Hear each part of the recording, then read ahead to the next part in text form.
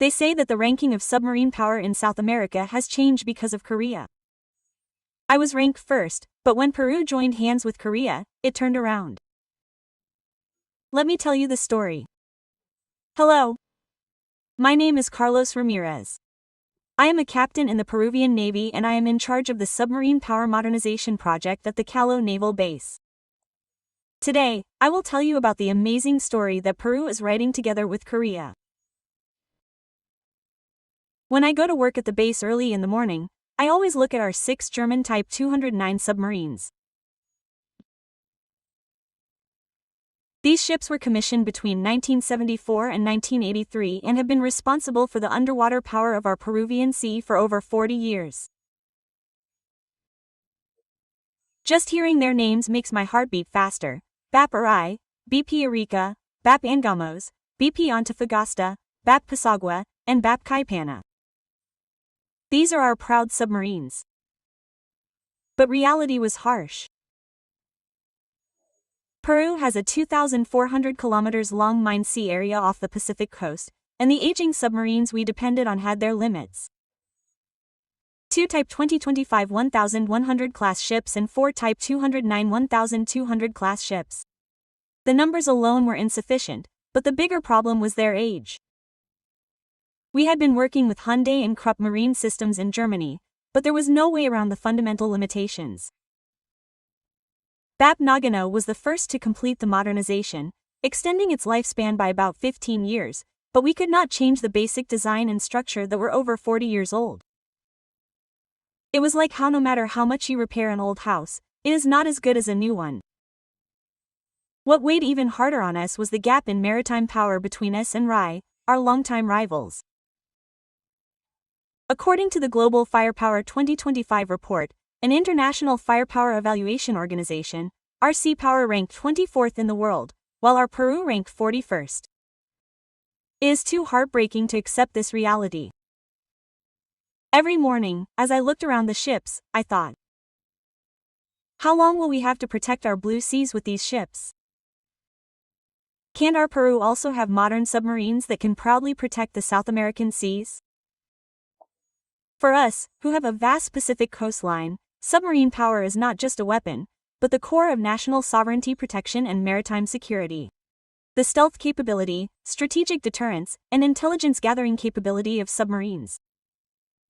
These unique private advantages are things that no other ships can provide. However, it is difficult for our 40-year-old ships to properly utilize these capabilities. Then, while discussing future force plans with my colleagues, I heard some good news. The story was that Korea's own new submarine technology has advanced considerably. A Korean company called Hyundai Heavy Industries has developed a model called the HDS 1500, which could be very suitable for a small country like ours.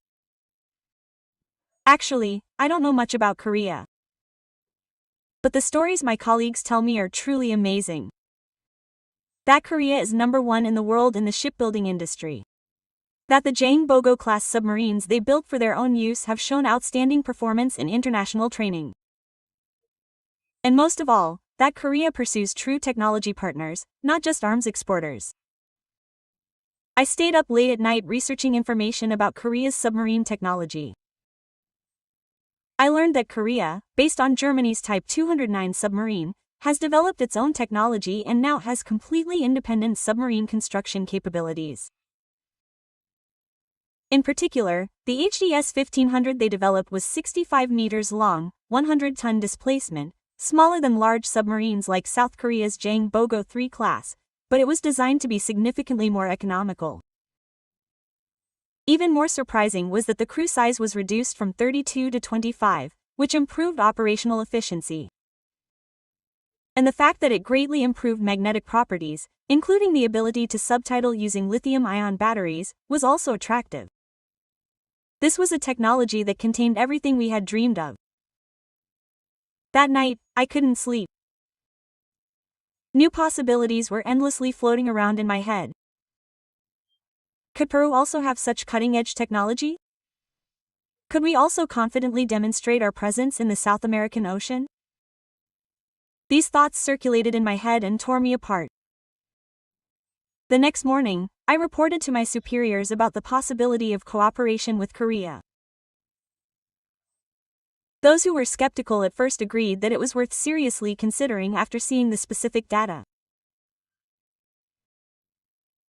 It was finally the first door that could make our long-held dream a reality. From April 24 to 27, 2025, the SITD 2025, the International Exhibition on Defense and Disaster Prevention Technology, was held in our capital, Lima. This exhibition is the largest defense exhibition in Central and South America, hosted by the Ministry of National Defense of Peru, and is one of the most important events in our region, held every 2 years. About 170 global defense companies from 27 countries participated, which was truly impressive. I had been looking forward to this exhibition. The reason was that I heard that Hyundai Heavy Industries from Korea would be participating. Finally, I had the chance to see the submarine technology of Korea that I had been so curious about. It felt like I was going to find a treasure that I had been dreaming of for a long time. I arrived at the venue early on the first morning of the exhibition. The Lima Convention Center was filled with exhibition halls of defense companies from all over the world. Among them, there was one place that caught my eye, and that was the Korea Pavilion. The 220-square-foot exhibition hall jointly designed by Hyundai Heavy Industries and LG's One was truly impressive. As soon as I entered the exhibition hall, I was amazed. Along with the next-generation frigate model that Korea had ordered from our country in April of last year, there was an elaborate model of the HDS 1500 submarine that I had been so eager to see. Although it was a model, its detail and completeness made me feel like I was seeing an actual ship. What was even more surprising was the promotional seminar prepared by the Korean side. This event was attended by our Minister of National Defense, the Chief of Staff of the Naval Operations, the head of the ROC Maritime Headquarters Policy, and the head of the Mobile Business Division of the Defense Acquisition Program Administration, as well as other key defense officials from both countries. I thought this high level of interest showed how important this project is. When the Korean representative explained the performance of the HDS 1500 at the seminar, I was really impressed. The most impressive thing was the Li-ion battery technology. When I heard the explanation that the existing air-fueled propulsion system was replaced with high-temperature Li-ion batteries, the subtitle capability was greatly improved while reducing the cost, I was convinced that this was the answer we were looking for. It was like the concept of electric vehicles having lower maintenance costs than existing internal combustion engine vehicles. What was most impressive was the attitude of the Korean side. I felt that they were not simply trying to sell weapons, but wanted a true partner. Ju Won-ho, head of Hyundai Heavy Industries Special Business Division, said that they are expanding their cooperative relationship from surface ships to submarines based on their long-term partnership with the Peruvian Navy. He even went so far as to say that they are fully prepared to enter the Central and South American market based in Peru. LIG's One officials also introduced the main systems and solutions that will be installed on the submarine in detail. It was really surprising that all of these, such as advanced sonar detection equipment such as hull fire suppression, side-scan sonar, and active towed sonar, opportunity, evasion sensors, mobile and subtype, deterrence equipment, and navigation radar, operate as a single integrated system. I was especially impressed when I heard the explanation of the operational capabilities. It was said that it can perform ground attack missions using small missiles with a maximum speed of 50 knots and a missile range of 50 kilometers. This was a much stronger force than we had imagined. But the most impressive moment was the historic moment that took place on the very first day of the exhibition, April 24, when the Peruvian Submarine Joint Development Agreement, or MOA, was signed at the Hyundai Heavy Industries Pavilion with our Peruvian SMA shipyard. This was a follow-up to the MOA on submarine joint development signed at the APC 2024 held in Peru last November. When I attended the signing ceremony, my heart raced. This was not just a simple arms purchase, but an opportunity to fundamentally change our Peruvian maritime defense capabilities. Everyone agreed that it was meaningful to develop a customized submarine based on Hyundai Heavy Industries' cutting-edge technology and our maritime defense capabilities, and to establish a production base in Peru. there was even more surprising news. On April 25, HD Hyundai Heavy Industries signed a Memorandum of Understanding with our National Institute of Technology in Lima to promote education and research in the shipbuilding industry. This meant that they would promote research and development on cutting-edge technologies in the shipbuilding and marine defense industries, as well as foster talent. On the same day, there was another piece of good news. The HDS 1500 submarine that HD Hyundai Heavy Industries presented at this exhibition had obtained the design principle approval from DNV, i.e., the Norwegian-German Classification Society. This followed the design principle approval for the HDS 2300, a 2300 class submarine, last year, and meant that Korea was expanding its submarine export lineup in the global market. On the second day of the exhibition, I had the opportunity to have a deeper conversation with the Korean engineers. From what I heard from them, this HDS 1500 was a truly innovative design. What was particularly impressive was that it adopted an open architecture that allowed us to change sensors, weapons, and combat systems according to the needs of the customer. This meant that it could be optimized for Peru's unique operational environment. In addition, Korea said that it would not simply supply submarines, but would also transfer SIMA's advanced shipbuilding technology and experience. This meant that we could become a true partner, not just a simple buyer. Through this project, Peru could expect to not only replace its aging submarines, but also enhance its domestic defense infrastructure and production capacity. On the last day of the exhibition, I had a private conversation with the Korean representative. I still vividly remember what he said. He said that we were not simply selling submarines, but that we wanted to create the future together with Peru. And just as Korea learned from other countries' technologies in the past to reach its current level, he said that now, he wanted to share that experience and technology with Peru. When SITD 2025 ended, I was really excited. Although the design would take 2 to 3 years and the construction would take at least 4 years, the wait did not feel long at all. Because I knew that this was not just a wait, but a preparation for the new future of the Pacific. That night, my colleagues and I summarized the math we learned from the exhibition. We were convinced that what we had with Korea was not just a transactional relationship, but a true strategic partner. It seemed that Korea's technology, their sincerity, and our will could create an amazing synergy. After the exhibition, I had the opportunity to have a deeper technical discussion with the Korean engineers. The technical features of the HDS 1500 that they explained to me were truly amazing. Above all, I was impressed by the fact that this submarine was designed to be optimized for a small country like Peru. The first thing that caught my attention was the lithium-ion battery technology. The Korean engineer explained that the AIP, or air inlet propulsion, system installed in the existing German-made Somos 1 class or Jangbogo 3 class submarines is clearly an excellent technology, but it is very complicated to operate and maintain.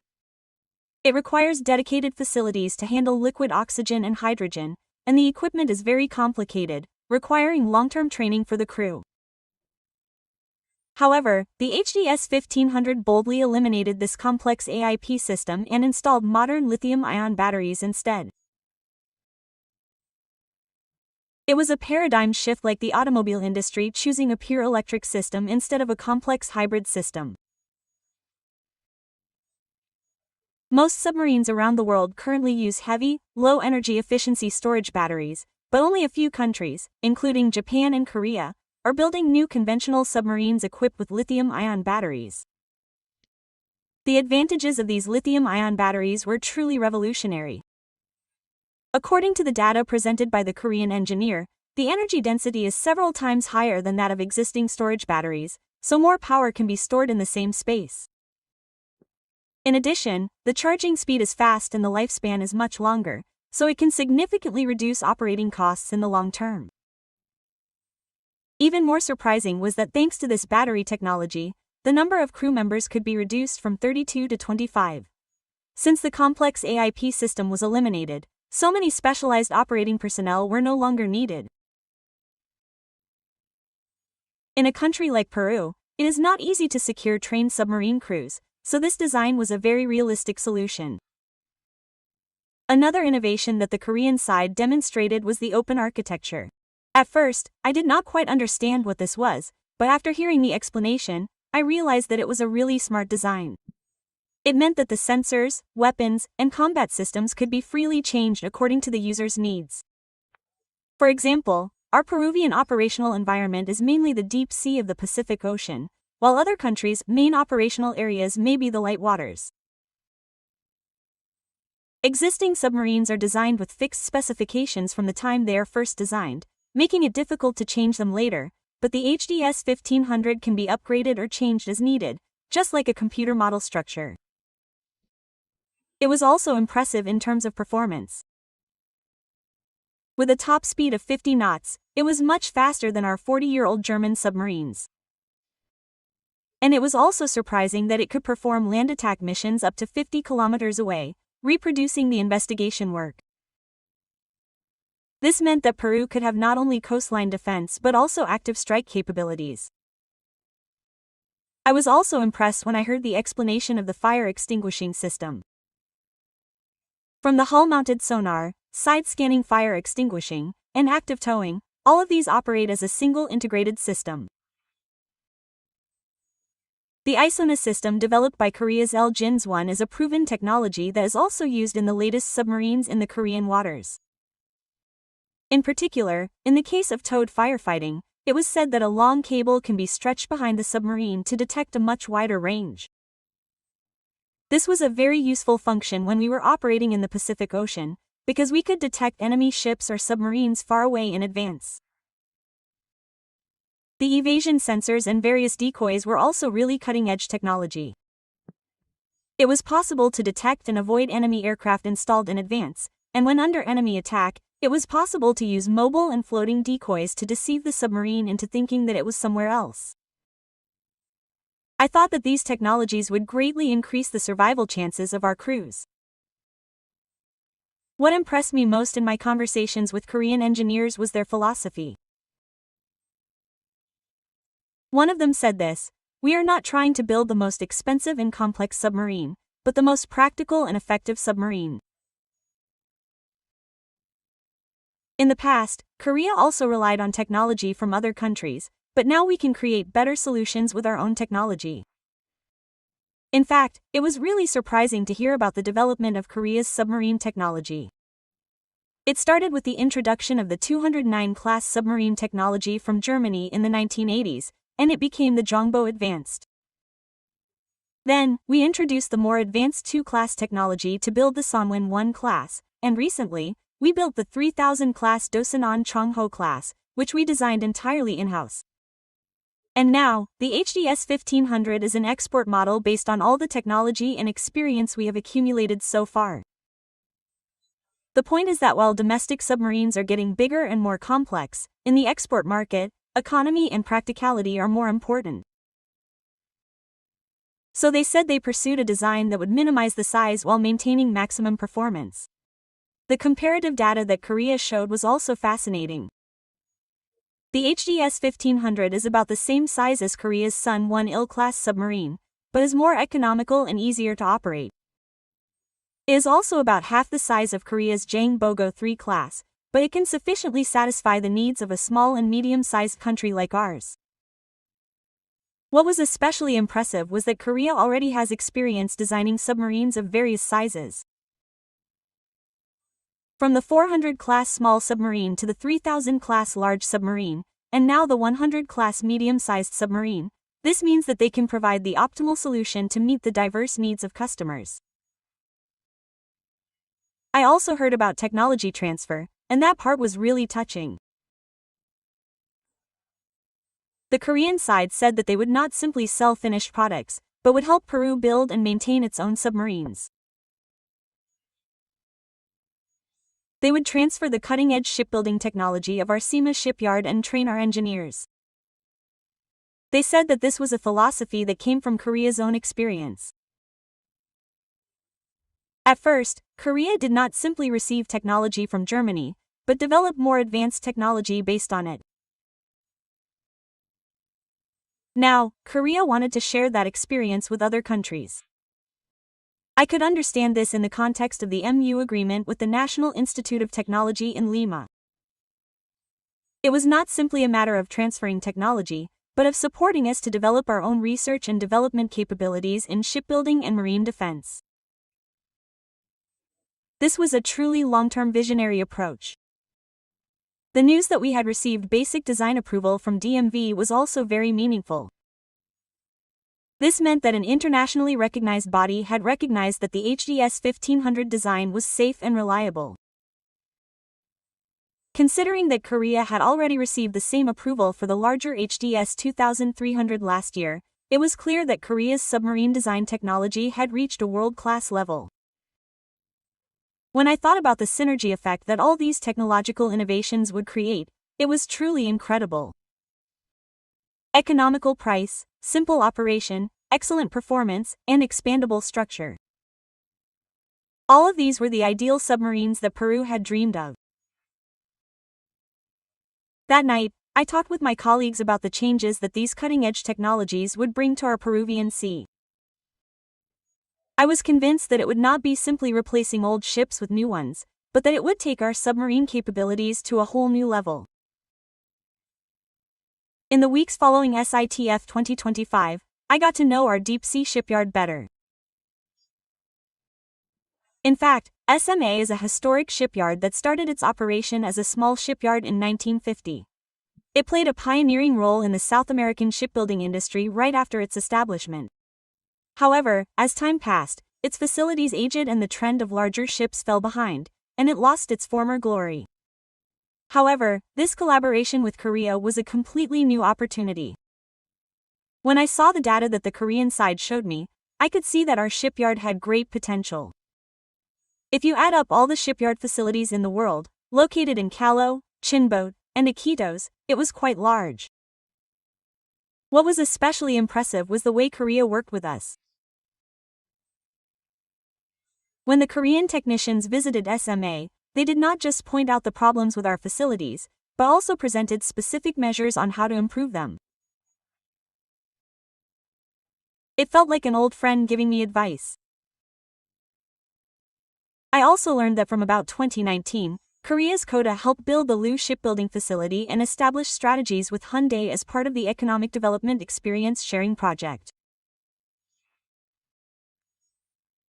This showed how seriously Korea has been considering cooperation with us for a long time.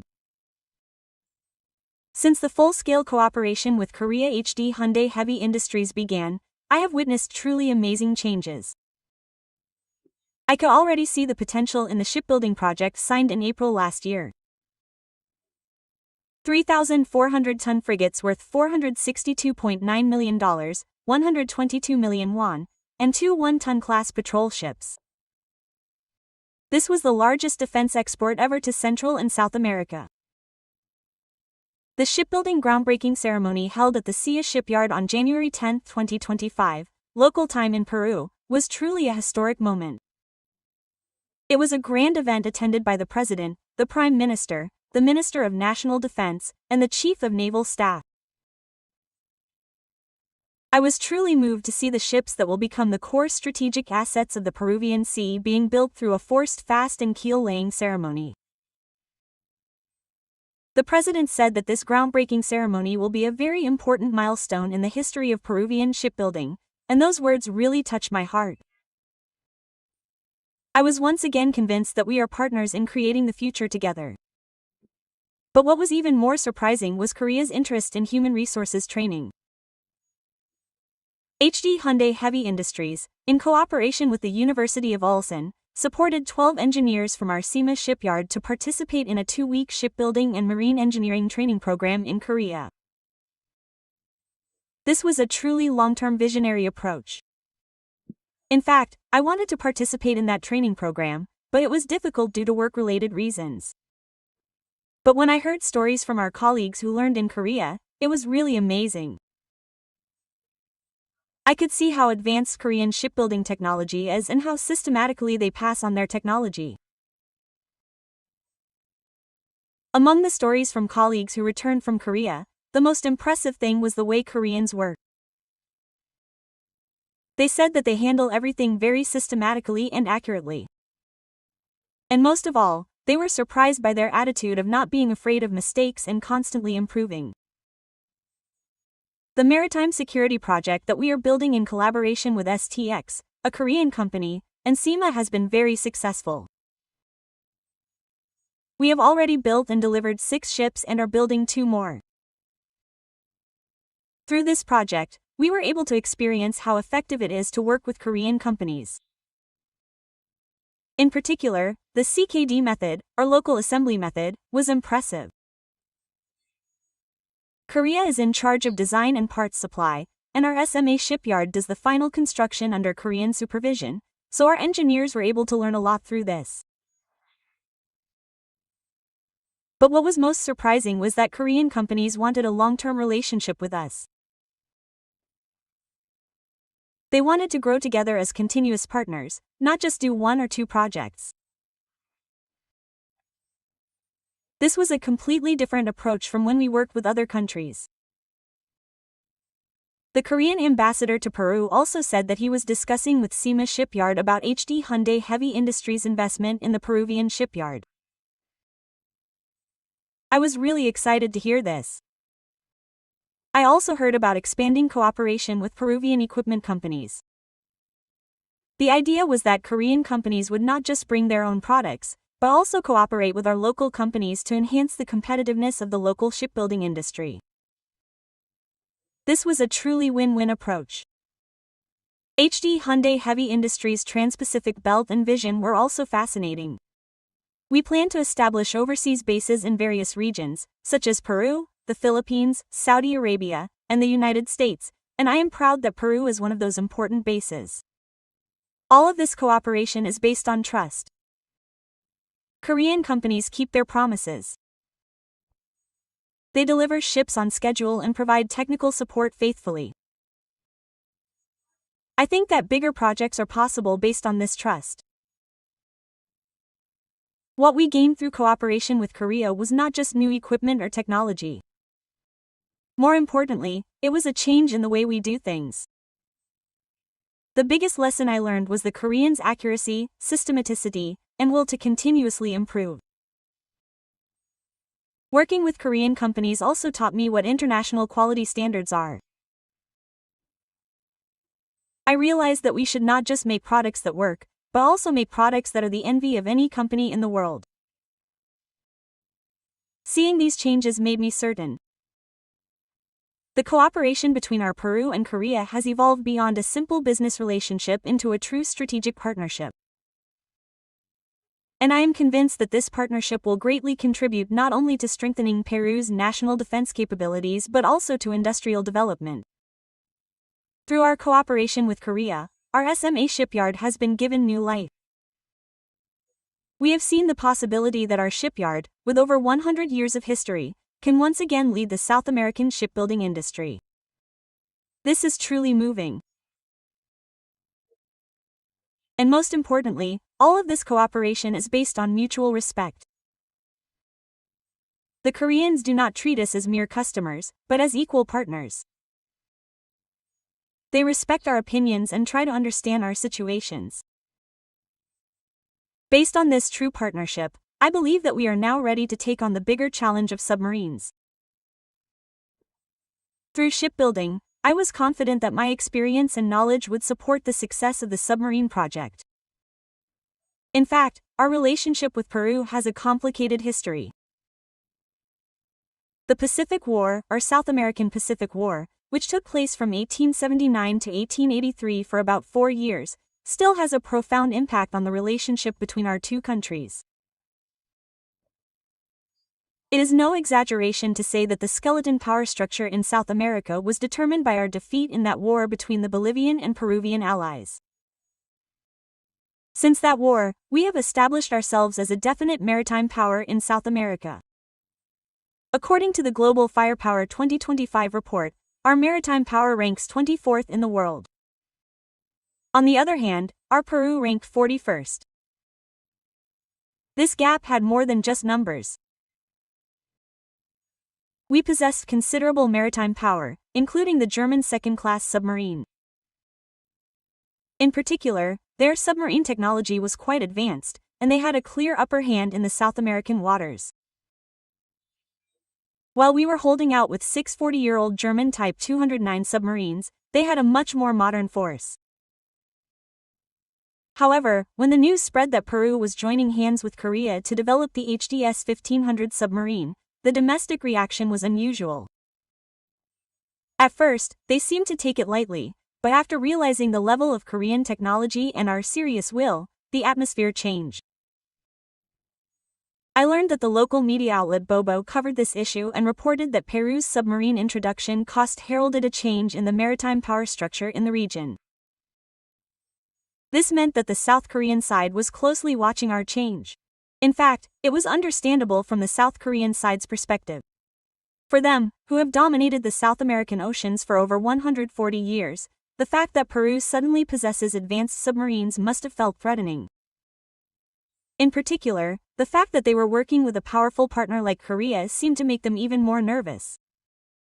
Korea's shipbuilding technology was already recognized worldwide. I even heard that Korea was going to be ranked 5th in the 2023 World Maritime Power Rankings, surpassing even Japan. This was an indicator of how advanced Korea's maritime technology had become.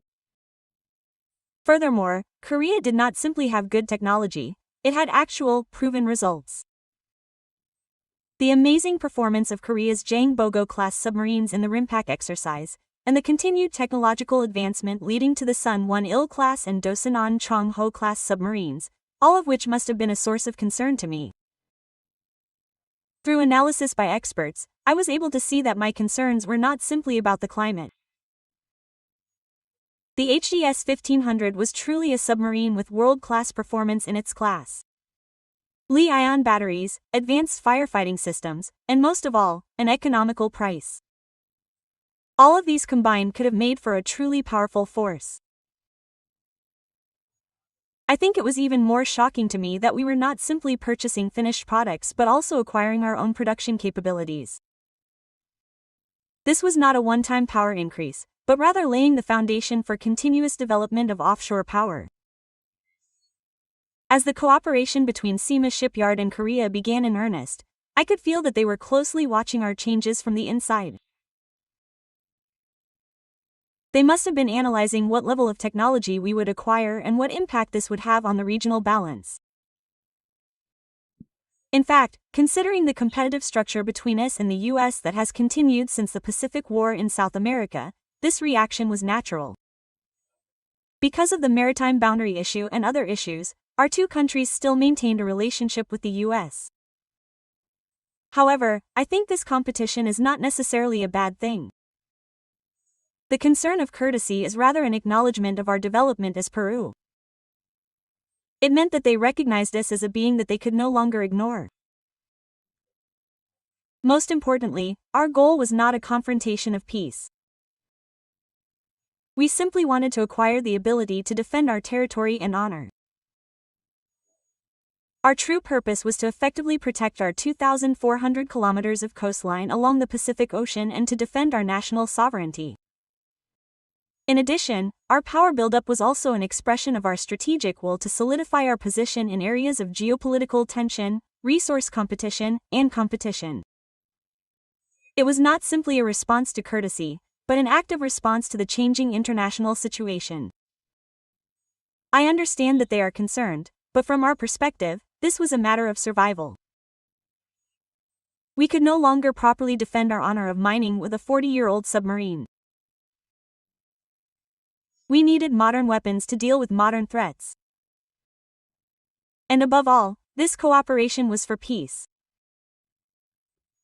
By having a strong defense, we could reduce the possibility of conflict and create a stable regional order. I thought that this would ultimately help me. I believe that even my internal experts would eventually understand these points. That our intentions were defensive, not aggressive, and that we were trying to contribute to regional stability. But on the other hand, I must admit that these tensions were also motivating for us. The fact that they were taking our changes seriously was proof that we were headed in the right direction. In this situation, I felt that cooperation with Korea was even more important. Korea already had successful defense cooperation experience with many countries and understood the sensitive regional situation well. I thought that with their advice and support, we could achieve our desired goals without harming regional stability. Ultimately, the change in the balance of power in South America's seas was inevitable. The world was changing, technology was advancing, and the nature of threats was changing. It was natural for each country to strive for its own security amid these changes. The important thing was to make sure that these changes were constructive. We needed to find a way for Peru and the rest of the world to pursue their own security while respecting each other rather than being hostile to each other. And I believe that cooperation with Korea would be a good example of such constructive change. I thought it could be a model for strengthening our defense capabilities and contributing to regional stability in a transparent and peaceful manner. Our land forces were also facing the problem of aging. Just as we were struggling with 40-year-old German submarines, our land forces were also in a situation where it was difficult to respond to modern warfare due to old equipment. In particular, modernizing our artillery power was an urgent task. We conducted a bid to find a strategic partner for modernization. At first, companies from various countries showed interest. Global defense companies such as Israel's LB Systems, China's Norimco, and Turkey's Rocket Ship participated. Unfortunately, this bid fell through. All the participating companies were eliminated because they did not properly meet the documentation requirements. This was really disappointing, but at the same time, it showed how strict our standards were. Nevertheless, we did not give up. The MLRS introduction project, worth about 82.3 billion won, which is about $58.7 million, has been decided to continue. This MLRS is an important weapon that can greatly increase the firepower of ground units under the Southern Operations Command with a maximum range of 300 kilometers. When I looked into the MLRS, it was a truly amazing weapon system. This weapon, also called the multiple rocket launcher system, can fire multiple rockets simultaneously, allowing for concentrated attacks on a target point with strong firepower in a short period of time. It was the very weapon that Iraq feared during the Gulf War, calling it the Rain of Steel. I also heard about Korea's Chungmu multiple rocket launcher. This system, developed domestically by Korea, is a truly cutting-edge weapon with a maximum range of 80 kilometers and GPS guidance. Korea has already exported Chungmu to Germany and Saudi Arabia. Knowing these facts, I realized that Korea really possesses comprehensive defense technology. It has world-class technology not only in submarines but also in land-based weapon systems. This was good news for Peru as well. In fact, Korea's KAI had already exported 20 KTLP basic trainers to Peru. And recently, I heard that even the KF-21 Borum fighter was limited to our next-generation fighter project. This meant that Korea was not simply selling individual weapons, but was trying to provide a comprehensive defense modernization solution. The story about the KF-21 was really fascinating. It was a next-generation fighter developed domestically by Korea that was a modern aircraft that could replace the aging fighters that we currently operate, such as the Russian Siege-25 and MiG-29. The Korean defense industry and KAI said that they are discussing through various channels so that the EKF-21 can participate in our next-generation fighter jet program. Seeing this comprehensive approach, I realized how important cooperation with Korea can play a role in the modernization of our national defense capabilities. From submarines and ships at sea, multiple rocket launchers on land, and fighter jets in the air, Korea has been able to help us in all areas. Above all, Korean defense companies have been very proactive in technology transfer and local production. This meant that we could be partners who grow together, not just customers who simply purchase weapons. I thought that in the long term, this would be a great help to the development of our Peruvian defense industry. While promoting the MLRS introduction project, I also learned a lot about the importance of modern artillery power. It was a complex system that required not only long range, but also accuracy, speed, and survivability. I also learned the importance of the Shuzhen's tactic, which requires immediate departure from the scene after launch. What I particularly noticed about Korea's Chungmo system was its model design. It was possible to reload by replacing the case, so continuous firepower could be projected. This was an innovative design that greatly improved the reload time problem that existing multiple rocket launchers had.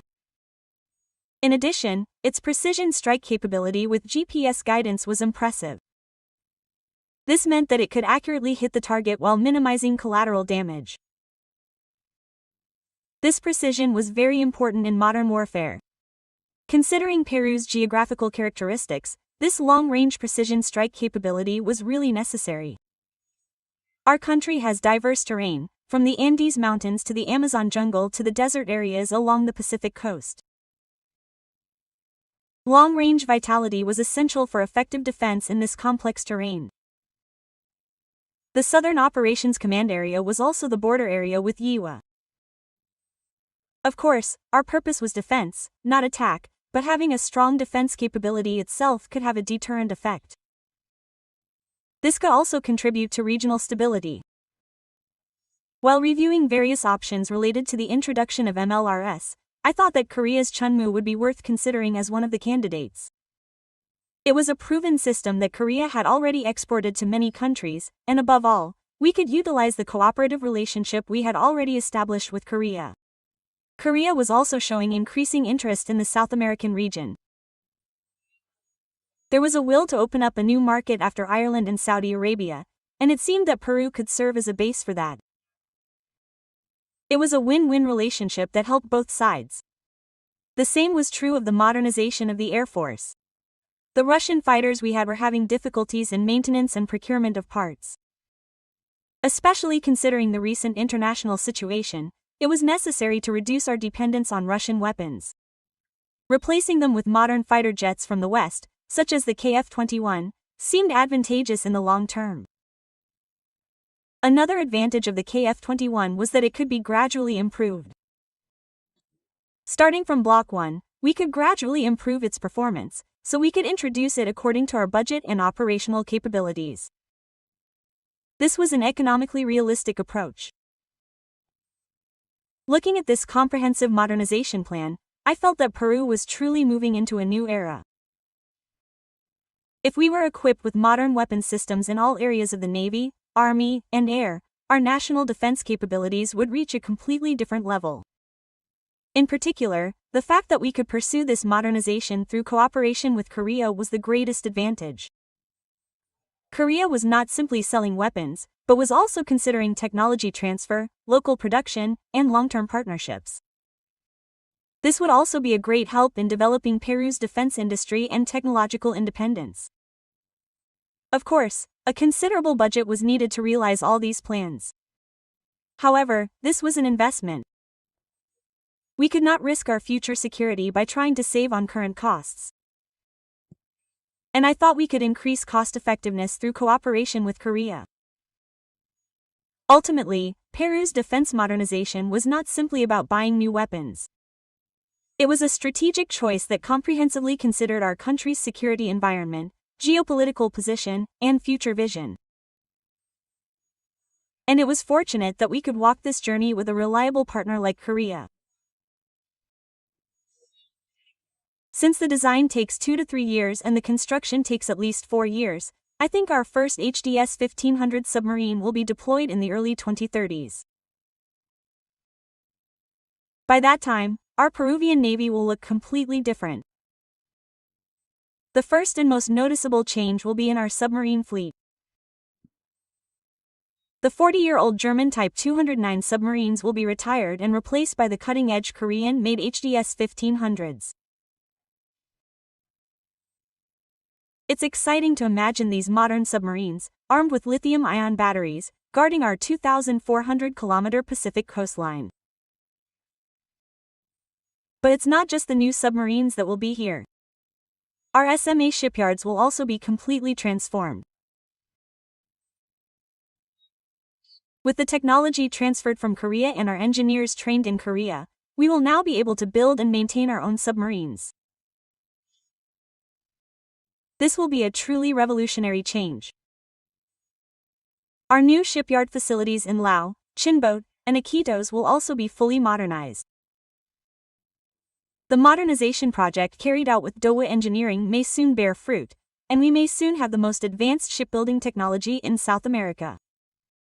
But more importantly, I think the change in human resources will be significant. In the 2030s, engineers and crews educated in Korea will be playing a key role in our country. Their advanced technology and know-how will have raised our country's overall capabilities to the next level. And most of all, our skeleton power ranking will likely rise significantly. We currently rank 41st in global firepower, but by the 2030s, we may be ranked at least 32nd, or even higher. The gap in military power will also be significantly reduced. The modernization of the land and air forces will also be complete. The MLRS will be deployed to the Southern Operations Command, providing powerful long-range strike capabilities, and KF-21 Borum fighters may be protecting our airspace. All the old Russian fighter jets will end up in museums, and modern Western fighter jets will take their place. But I think the biggest meaning of these changes will be a change in Peru's international status. We will no longer be recognized as a second-rate South American country, but as a proud regional power. Especially in the area of maritime security, we will be able to exercise an equal level of influence. Of course, the regional balance will also change during this process. As we have become stronger through cooperation with Korea, other countries will naturally try to respond. However, I don't think this competition is necessarily a bad thing. Healthy competition can improve the level of military technology in South America as a whole. I think there will be big changes in the world around the mid-2030s. Peru will also be able to play its role proudly in such a turbulent era. I think our partnership with Korea will deepen. It will go beyond a simple relationship of purchasing weapons and develop into a true strategic partner. We will be a long-term cooperative relationship in which we will serve as a base for Korean technology in South America, and Korea will provide us with continuous technical support and upgrades. By then, our SMA shipyard may be designing a more advanced submarine in collaboration with Korea. It is hard to imagine a Peruvian version of the HDS 1500 or even a completely new model. I think there will be a big change in the economic aspect as well. The ripple effect of the development of the defense industry on our economy will be significant. Not only the shipbuilding industry, but also related equipment and materials companies will develop, which will lead to an improvement in the technological level of our entire country. There will also be changes in the education sector. The cooperation between the National Institute of Technology of Lima and Korea will be expanded so that our young people can learn world-class shipbuilding technology. When they graduate and work at SMA or other related companies, our technological independence will increase even more. I think we should also consider the environmental aspect. In the 2030s, eco-friendly technology will become more important, and through Korea's advanced technology, we will also be able to operate eco-friendly submarines and warships. Li-ion battery technology is one such example. And most importantly, I think the motivation of our people will change. In the 2030s, Peruvians will be truly proud of their country. Everyone will feel that we are on par with Korea, which has world-class technology, and that we are taking a proud position in South America. Of course, it will take a lot of effort for all these dreams to become reality. But when I look at the achievements we have already shown through cooperation with Korea, I think it is quite possible. One day in the 2030s, I think I will be watching the launching ceremony of the latest submarine that we built ourselves at the SMA shipyard. By then, I will be close to retirement, and I think I will be able to tell this story to my juniors. When we joined hands with Korea in 2025, it seemed like a dream, but now that I see it, everything has become reality. Just imagining such a touching moment makes me excited from now on. Of course, there will be difficulties in the process, and unexpected problems may arise. However, I think that the fact that we are working with a reliable partner like Korea will be our greatest strength. If their technology and our will meet, we will be able to overcome any difficulty. Peru in the 2030s will truly be a new country. And we will always remember that the starting point of all these changes was our cooperation with Korea. If we look back on the stories I have told you so far, there were so many things. When I first learned about Korea, I had no idea that they would become such a great partner. I simply thought of them as a country with good technology. However, when we actually started working together, I realized that Korea was a truly special country.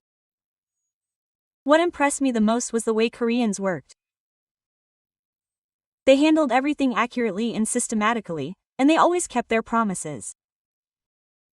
And most of all, they treated us as true partners. They did not see us as mere customers, but as partners who would grow together. Korea's technological prowess was truly amazing, but what was even more amazing was their willingness to share that technology. Other advanced countries often kept their technology secret or shared it in small amounts for a high price, but Korea was different. They really helped us to develop. I learned what technology transfer is. It's not just about buying a finished product, but learning how to make it and going further to find our own improvements. This is true cooperation. Seeing our shipyard with over 100 years of history take another leap forward through cooperation with Korea, I realized that history does not repeat itself, but progresses. Now we no longer have to rely solely on technology from other countries. Whenever I heard stories from my colleagues who had been educated in Korea and returned, I could see how systematically Korea has developed. They also used to learn technology from other countries in the past, but they developed better technology based on that.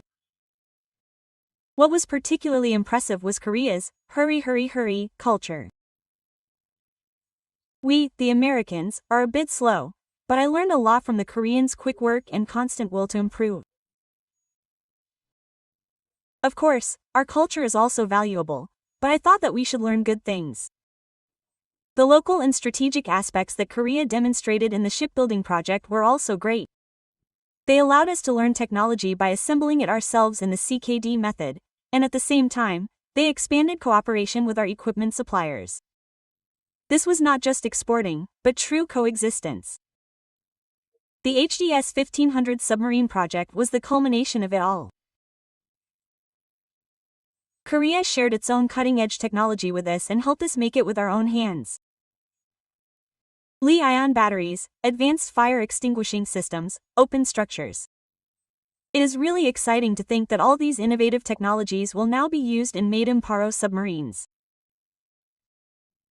However, I emphasize that the most important thing in this process was not the technology itself, but people.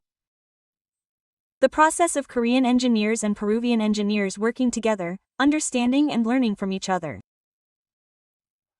That was the real secret to all this success.